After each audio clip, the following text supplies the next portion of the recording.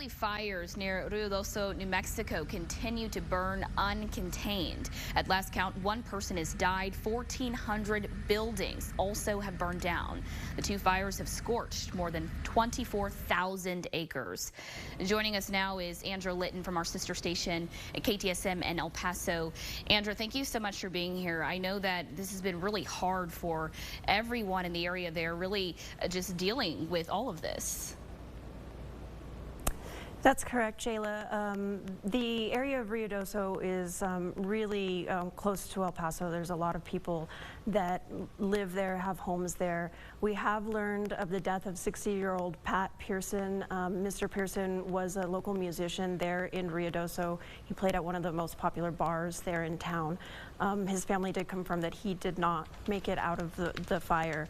As far as evacuations are concerned, yesterday when our crews were there in Ruidoso, we were evacuated ourselves as the fire and the wind shifted.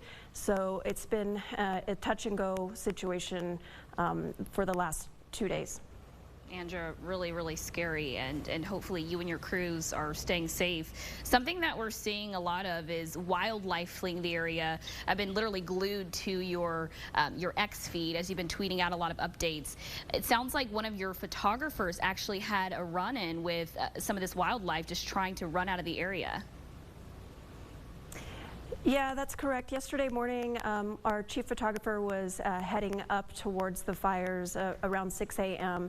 and reported just a lot of elk and deer running out through the roadway. And unfortunately, an elk did run in front of his vehicle, crash in front of his vehicle, and unfortunately the elk did die. So he's just telling us he was very traumatized by that and was very upset at the number of wildlife that were impacted. Your photographer is, though, okay after that? I mean, we're looking at these images of his vehicle there and just remarkable. Yeah, thankfully he made it out just fine. The great people up at Mescalero Apache Reservation were there almost immediately and were able to tow our vehicle down to safety. Okay, certainly glad to hear that. What challenges are firefighters facing in these conditions? Because obviously we know, it's a very mountainous region there. Yeah, one of the real problems right now is communication. There is no cell service, there is no internet, and so they're having a very difficult time communicating with people.